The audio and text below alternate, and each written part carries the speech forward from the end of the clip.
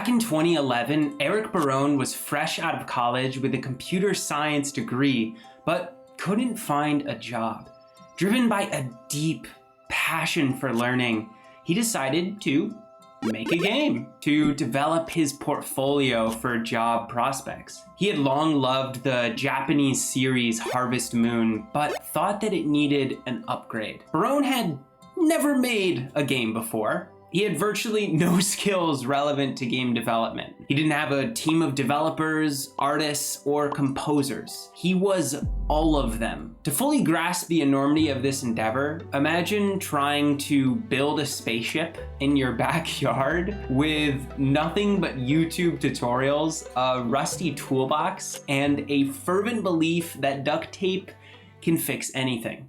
Creating a hugely successful video game usually requires millions of dollars worth of effort and the collaboration of designers, artists, computer programmers, and so much more, all dedicating hours over several years. Each member focuses on specific skills that they themselves have specialized in. Some artists might spend their days making rocks, others might design the physics for those rocks, and others might calculate the damage that they do upon hitting an enemy. It took Barone 4.5 years to finish the video game by designing, animating, programming, and creating the pixel art for it. Working 12-hour days, 7 days a week, with a couple breaks in between, of course. Every part of the game was made with maddening meticulousness. Barone needed hundreds of lines of dialogue for the 36 or so townsfolk in the game. He needed thousands of pixel art drawings, which he spent hours perfecting. And he created 8 soundtracks for the Winter Festival, which literally happens once during a game year. Finally, in 2016, Barone released Stardew Valley.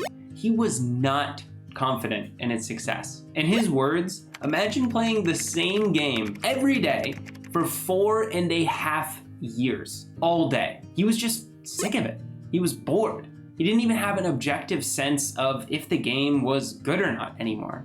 In fact, he thought it was bad. But in just a few months, it became the largest unconventional indie game hit since Minecraft, selling millions of dollars and garnering a passionate fan base. I myself have fallen in love with the game. I've spent hours feeding chickens, fishing, and admittingly giving pieces of trash as gifts to the townsfolk because I thought it was funny. Above all else, the skill that allowed Barone to succeed creating Stardew Valley was one thing: focus. To create the game, he needed to learn so many things: animation, pixel art, design, computer programming, so much stuff. He needed to do this while searching for jobs on the side and during the 4.5 years of development. Just as Barone mastered his craft through focus, we can master our self-learning through learning to focus more effectively. We might be unable to have the insane degree of focus that Barone had, because frankly, that is 4.5 years. Oh my God. But we can still cultivate it to work on our self-learning endeavors. So the question is, how do we build our focus? People's struggles with focus generally fall into 3 main categories: starting to focus, sustaining focus, and changing the quality of one's focus. Let's start with starting to focus, which is fighting procrastination. There are many types of procrastinators. For some people, procrastination is a way of life. And for others, it falls into specific contexts. It's this latter type of procrastination, which is where I usually fall under. I find no problem trying to start recording a video or creating content for my blog. But when it comes to work for school or a job that I don't think is necessary, I avoid it like kale chips. So why do we procrastinate? The simple answer is, at some level, we are trying to get ourselves out of the aversiveness of doing the task. Procrastination is not the same thing as laziness, however. Laziness means not having a drive to do anything, aside from nothing. Whereas procrastinators can actually be hard workers, they just sometimes don't want to work on stuff that they know they should. So how do we get ourselves to do the things that we know we should? The first and most important step for fighting procrastination is to determine when you procrastinate and why. Most motivations for procrastination sound silly when you verbalize them out loud. So the first step is identifying what the trigger actually is that is preceding procrastination. Is it hunger? Is it boredom? Is it anxiety? Note the context around when the procrastination occurs. Over time, you'll begin to spot consistencies in what triggers you to procrastinate. This does two things. First, it informs you on how to manipulate your environment to get rid of procrastination. Research shows it's often way easier to manipulate your environment for better action than to simply willpower your way through it, which is a fascinating science known as behavioral economics. Second, it prepares you mentally to resist the trigger when it comes up. Once it does come up, you have two options to navigate the trigger. You can evade it, or you can question it. One of my favorite methods to evade the trigger is the leaves on a stream method. This involves imagining that the trigger is a physical object inside of a leaf that is flowing by on a river. So if you were really hungry, for example, you just really wanted some peanut butter, but you don't want to procrastinate, you can imagine that the peanut butter is on a leaf and it's flowing by on a stream. And the physical act of it flowing by on the stream is like you letting the trigger flow by. But sometimes internal triggers shouldn't be resisted. Sometimes they are meant to make you ask a question. Is it a deeper belief/narrative that you're holding on to? Is it that you know you shouldn't be doing this self-learning endeavor in the first place? Or you're not confident that you have even what it takes? Going deeply into the why of the internal trigger and healing yourself is unfortunately out of the scope of this video, but it's important to note that internal triggers aren't always bad. Sometimes you should be procrastinating. The second way to fight procrastination is to lower the activation energy to get started. The easiest way to do this is just to clarify the next step in your relevant project and where, when, what, why, and how you're going to be taking it. We rarely procrastinate in games because the next step is always abundantly clear. Collect this many acorns in Animal Crossing, make it to the flag in Super Mario Bros, or cure the diseases in Pandemic. In real life, it's more like figure out what you should be doing and then try and convince yourself that you actually want to do it. So as said earlier, we can do the same by getting clarity over why, what, where, when, and how we're going to be doing the next step of our self-learning quest. For why and how you should be doing it, you can refer to the video I made on Before You Learn, Don't Start Learning, which is all about creating a learning map that describes why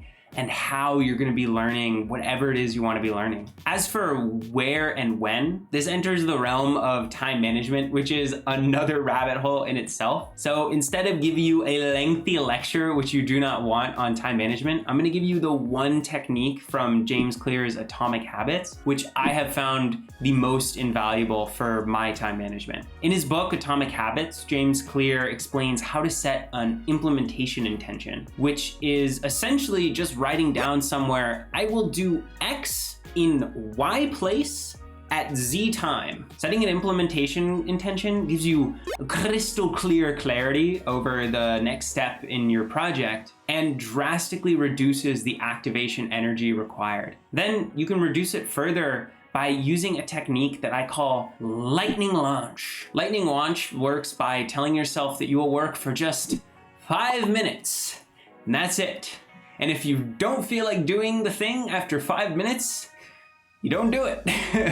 But if you do, which you often do because the activation energy is the hardest part of getting started, keep going. I find that action creates motivation. So we know how to fight procrastination and start focusing. Now, how do you sustain focus? In other words, fight distraction. Even if we get started on our projects, we're often sneak attacked by the distraction. And simply put, we get distracted to avoid the pain of doing something, just like why we procrastinate. Sometimes, however, distractions are harder to spot. This is why Nir Eliali, in his book Indistractable, differentiates between tractions and distractions. Tractions are things that pull us towards what we truly want in life, whereas distractions pull us away from what we truly want. From this perspective, even work can be a distraction if it pulls us away from what we truly want. How much we pursue tractions versus distractions depends on our ability to navigate internal and external triggers. Internal triggers come from within ourselves and are things like boredom, pain, hunger, and etc. Whereas external triggers are things that come from outside of ourselves, like other people, the environment, and this Witcher poster that I have right on the wall, which you cannot see. Distractions come from the inability to control our internal and external triggers. And just like with any skill, we can train our focus to become less distractible. This can be done in 3 main steps. The first step in fighting distraction is determining what and how long you should be focusing on in the first place. Once again, you can refer to my video on how to create a learning map, which I'll link up above, for what you should be focusing on. As for how long you should focus, contrary to what you might believe, the literature does not support doing longer blocks of focus for smaller chunks during the week. It actually supports doing shorter blocks of focus more consistently throughout the day or the week, as well as interleaving between different skills or knowledge in the same practice session. So if you were studying for a math test, instead of doing all of the questions in a certain math subject, you interleave between different subjects in the same studying block. 50 minutes to an hour is a good time for many learning tasks. But if your schedule only permits smaller chunks of time, like 10 to 20 minutes, then do it, all right?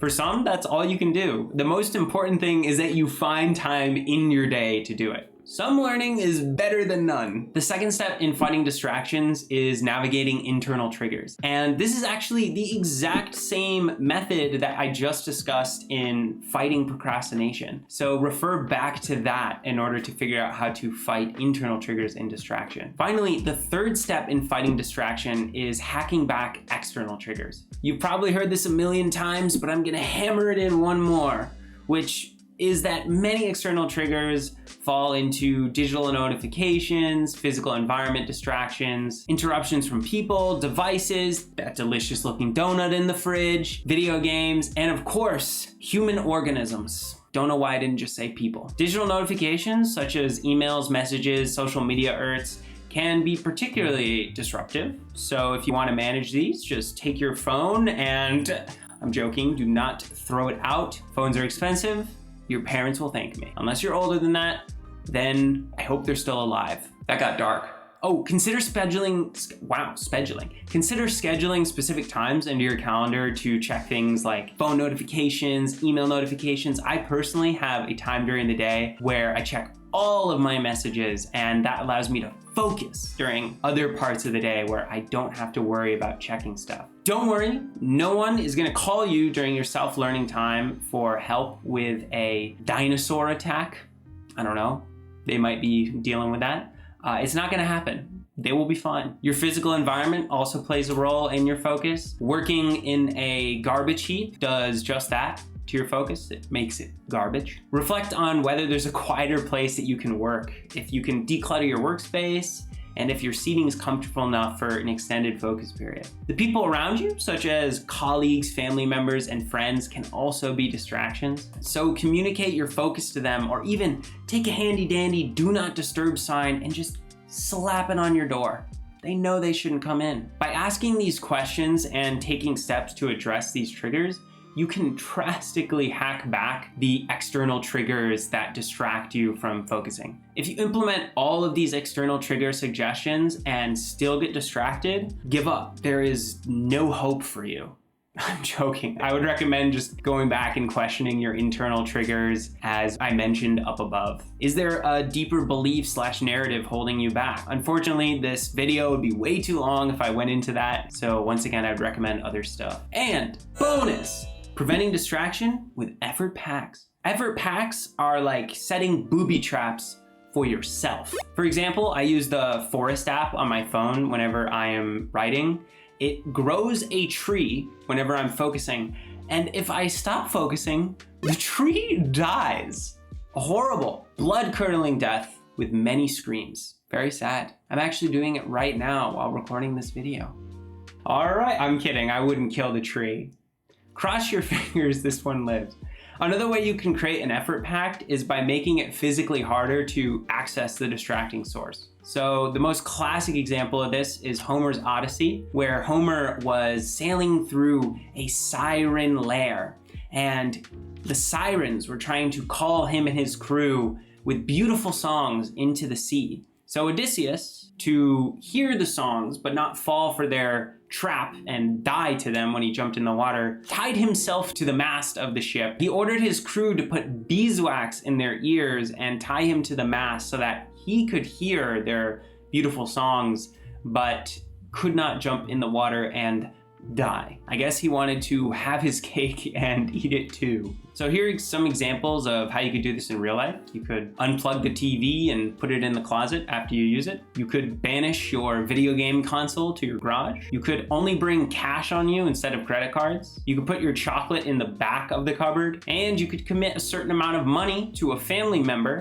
and have to pay them an exorbitant amount if you fail to do the focus activity, something of which has definitely never happened to me. Never happened to me. Aside from getting started focusing and sustaining focus, the last part of focusing effectively is changing the quality of your focus.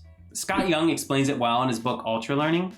High arousal, not that kind of arousal, get your head out of the gutter, creates a feeling of keen alertness, which is often characterized by a fairly narrow range of focus, but one that can also be somewhat brittle. This can be very good for focusing on relatively simple tasks or ones that require intense concentration towards a small target. Athletes require this kind of concentration to throw a dart at a target or shoot a basketball properly, where the task is fairly simple but requires concentration to execute properly. Too much arousal, however, and focus starts to suffer. It becomes very easy to be distracted, and you may have a hard time holding focus at any particular spot. Anyone who's drunk too much coffee and feels jittery knows how this can impact your work. He goes on to say, more complex tasks such as solving math problems or writing essays tend to benefit from a more relaxed kind of focus. Here, the space of focus is often larger and more diffuse. This has advantages when, in order to solve the problem you're facing, you must consider many different inputs or ideas. Trying to solve a complex math problem or write a love sonnet is likely to require this mental quietness. When doing a particularly creative task, if you get stuck, you may benefit from no focus at all. Taking a break from the problem can widen the space of focus enough that possibilities that were not in your consciousness earlier can conjoin and make you new discoveries. Whew! I know that was a lot, but another way of simplifying what Young just said is that for any activity, you want to try and get into your focus Goldilocks zone. The Goldilocks zone is the zone in which the challenge of an activity and the relevant skills you bring to it are in balance. Being in the Goldilocks zone primes you for flow, the state in which you are so present in the activity that you're doing that you completely lose consciousness of the self and become absolutely immersed in the present. It also improves your skill by putting you just outside of your comfort zone. As you improve, your Goldilocks zone will shift, meaning you have to shift with it. This is why video games are so engaging and effective for learning. They're adaptive systems responding to your increasing skill by increasing the challenge of the game and keeping you inside of your Goldilocks zone. However, we don't always want to be focusing. Paradoxically, when working on a hard problem, sometimes the best thing to do is not to work on it at all, to enter diffused mode thinking. In her book, A Mind for Numbers, Dr. Oakley differentiates between focused and diffused mode thinking. Focused mode thinking is the mode of thinking we use when we are analytical, sequential, and rational towards a problem. Diffused thinking is the type of thinking we use when we spread our awareness out instead of focusing on one problem. One of the secrets of supercharging your creativity and learning is switching between focused and diffused mode thinking. This is because your brain works on problems subconsciously. That's why you often get the most creative ideas while in the shower or laying in bed. As Dr. Oakley says, the harder you push your brain to come up with something creative, the less creative it will be. One rule of thumb I like to use is to give your brain a rest from a problem after you get stuck for a few hours at least, but not for more than a day if it's the first time you've attacked that problem. Focus is like any game skill. With practice, it can be leveled up using a mix of consistency, progressive overload, and recovery. With consistent training, you can learn to improve your focusing ability in starting, sustaining, and changing its quality. Here's how to start. Go into any activity with the intention to put all of your focus inside of it. Set a timer for 15 minutes. Anytime your attention drifts during those 15 minutes, focus it back on the activity at hand. As you become consistent, you can start progressively overloading, just like you were increasing weight in the gym. Go from 15 minutes to 20 to 30, whatever continues to feel good. Along the way, apply the principles of fighting procrastination, distraction, and altering the quality of your focus. You'll find the more you train your focus, the more you adopt the identity of a focused person. Someone that can pursue the stuff that they want to do. Someone like Eric Barone, who can create Stardew Valley on his own after 4.5 years of focusing. And if that sounds intriguing, then I highly encourage you to check out my new free 5-day email course challenge, Self-Learning Quest. This is a course that helps video gamers in the workforce learn to effectively learn and have fun learning outside of work and school, whether for intrinsic or extrinsic motives. You'll learn how to create a learning map to personalize learning to you. You'll learn how to focus, like you just did in this lesson, for self-learning. You'll learn how to maintain motivation inside of your self-learning. You'll learn how to purposely practice, and you'll learn how to make your self-learning more fun than Minecraft. If that sounds fun? Check it out in the description below. As always, have a fantastic rest of your day, eat some peanut butter, and bye-bye.